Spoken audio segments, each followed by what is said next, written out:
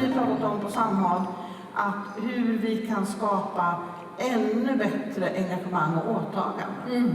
Och vilken roll kan vi då som myndighetschefer ta här? Och för att just sätta lite action bakom orden så vet jag att du har bett myndighetschefen att var och en formulera ett åtagande för respektive myndighet. Ja. Vi är Sveriges veterinärmedicinska expertmyndighet och det är väldigt mycket om fiskar och djurs hälsostatus och bedriver övervakning och sjukdomsövervakning helt enkelt av både fisk och marina däggdjur. Och mitt åtagande är att inom ramen för det arbete som bedrivs inom HELCOM att utveckla hälsoindikatorer på marina däggdjur. Men övergödningen blir mitt avstamp då. Och lite konkret kanske då att vi ska arbeta för en ökande resurseffektiv användning av stallgödsel. Och ja, varför tar jag upp det då? Jo, 1/3 av åkermarken i Sverige, där använder man stallgödsel på. Och genom att göra detta på ett resurseffektivt sätt så kan vi minska förlusterna, som ni vet, av kväve och fosfor till vatten och luft. Och vi kan också minska mineralgödselanvändningen.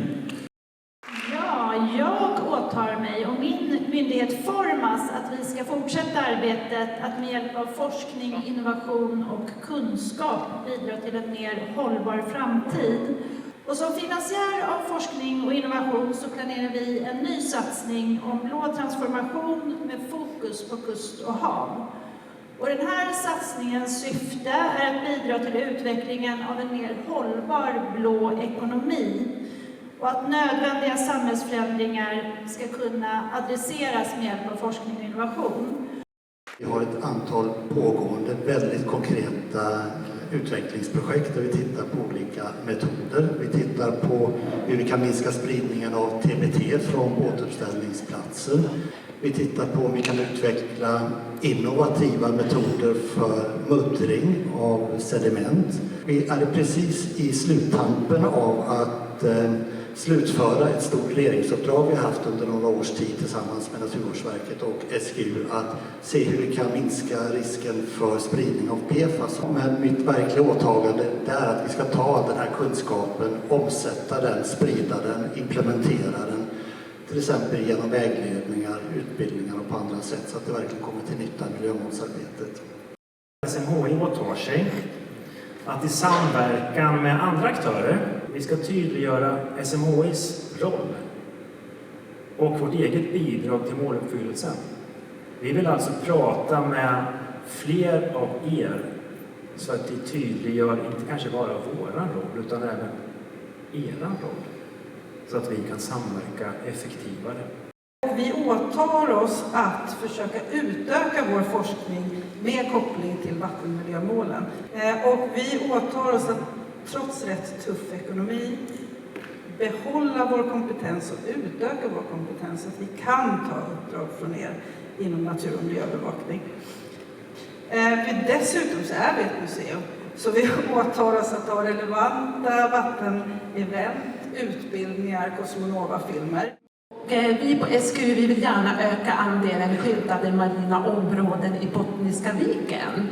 Och därför så åtar jag mig att säkerställa att min myndighet SGU fram till nästa Samhag kommer att stötta i det här arbetet med att öka då andelen skyddade marina områden i Bottniska viken.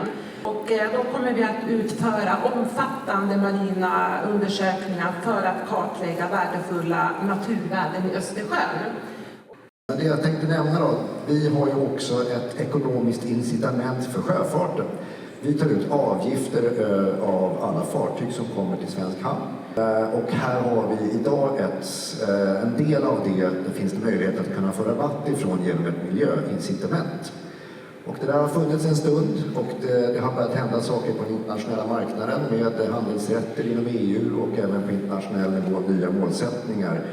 Så här behöver vi se över vad vi kan göra där det får störst effekt helt enkelt med det incitamentet. valde att lyfta 2 områden som jag tror kommer vara väldigt styrande för oss framåt, där vi verkligen idag vill göra ett åtagande om att resurssätta arbetsprocesserna på ett sätt som innebär att vi kan ta fram de underlag som behövs. Det ena är naturligtvis arbetet med att ta fram Sveriges första naturrestaureringsplan från naturrestaureringsdirektivet. Det andra handlar om att verkligen fokusera nu på den fördjupade utvärderingen av miljömålen och arbetet framåt med miljömålen. Vad ska miljömålen vara 20-30-talet? Hur ser miljömålssystemet ut? Och till sist, ändå för att vara lite konkret också, så här, någonting som man kan ta på, sediment eller sådana saker.